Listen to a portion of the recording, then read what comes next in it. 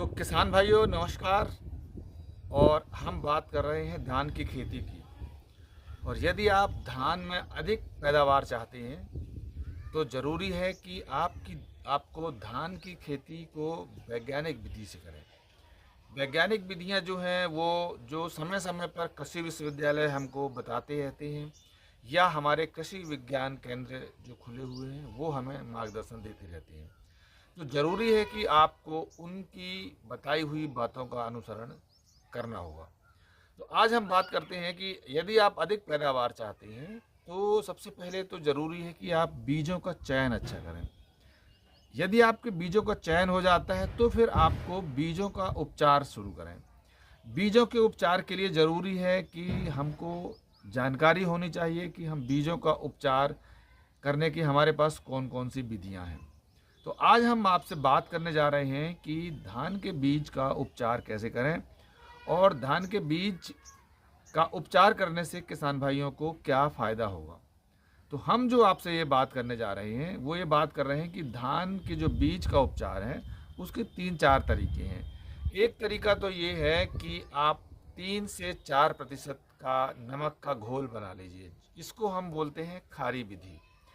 खारी विधि का मतलब है कि आप एक बाल्टी पानी में 3 से 4% नमक का घोल, 3 से 4% नमक का घोल का मतलब है कि पर लीटर आप 300 से 400 ग्राम नमक लेकर उसको घोल लीजिएगा। घोलने के बाद आप उस घोल में धान के बीजों को अच्छे से डाल लीजिएगा।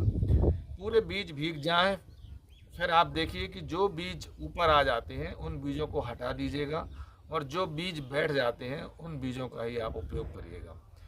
तो जो नीचे जो बीज बैठ चुके हैं उन बीजों को फिर आप निकाल लीजिएगा और निकाल करके छाया में उन्हें सुखा लीजिएगा और सुखाने के बाद उन बीजों का उपयोग करिएगा। तो ये एक विधि है जिसको हम लोग खारी विधि बोलते हैं। अब हम दूसरी विधि है जो कि जैविक विधि है।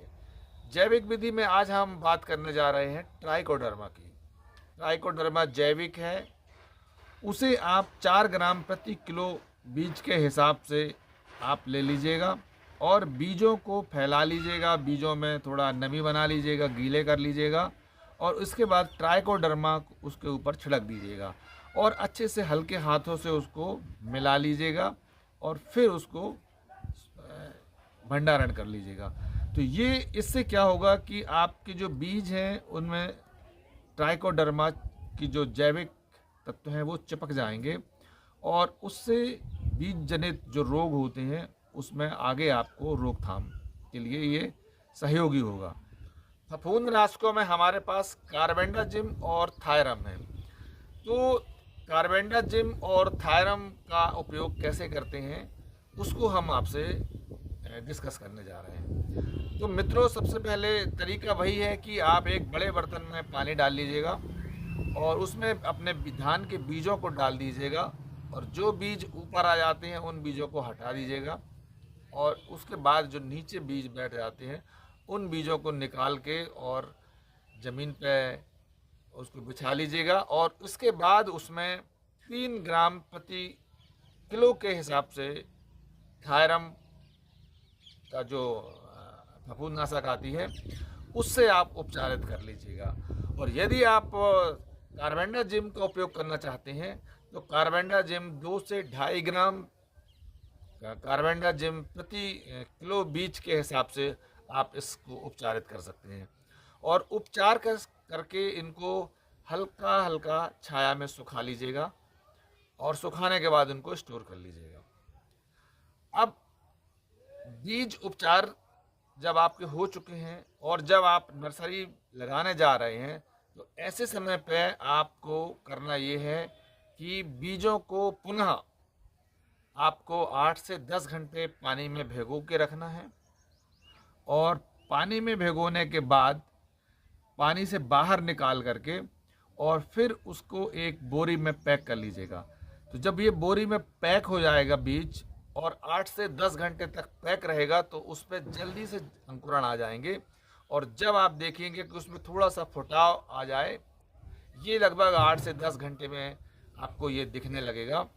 तो 8 से 10 घंटे बाद उन बीजों को निकाल करके और आप उसकी नर्सरी तैयार कर सकते हैं। यदि आप ऐसा करते हैं तो आपको धान की अधिक पैदावार मिलेगी और धान में जो बीज जनित रोग हैं उन रोगों से आपको मुक्ति भी मिलेगी। इस तरह के उपचार से आप जो बीज जनित रोग है, फफूंद है, उससे भी मुक्ति पा सकते हैं और कीटों से भी मुक्ति पा सकते हैं। तो ज़रूरी है किसान भाइयों कि आपको धान की जब आप खेती कर रहे हैं तो इन विधियों का आप ज़रूर उपयोग करें और अच्छी उपज लें और अच्छी पैदावार लें। तो देखते रहिएगा दोस्तों, नई दुनिया संभव है। और यदि आप हमारे चैनल को पहली बार देख रहे हैं तो आप इसे सब्सक्राइब कर लीजिएगा, लाइक कर दीजिएगा और शेयर करिएगा। शेयर करेंगे तो ये बात दूसरों के पास तक पहुंचती है और उनको भी इस तरह की ज़रूरी बातों का पता चलता है।